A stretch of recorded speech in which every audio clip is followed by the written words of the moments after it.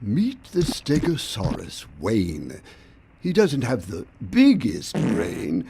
He's long and heavy, wide and tall, but has a brain that's extra small.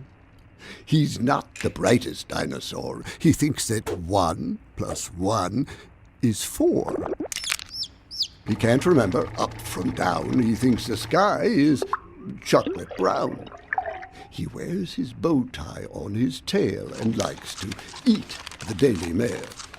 When playing hide and seek, he tries to hide by covering his eyes. He thinks that black is really white. He's sure the sun comes out at night. He thinks that water grows on trees, and when it's hot, he starts to freeze. He's happy when he's feeling ill. He likes to dance by standing still. And when it's time to go to bed, he puts bananas on his head. He thinks his name is Bob, not Wayne. But that's what happens when your brain, although you're big and brave and slimy, is very, very, very tiny.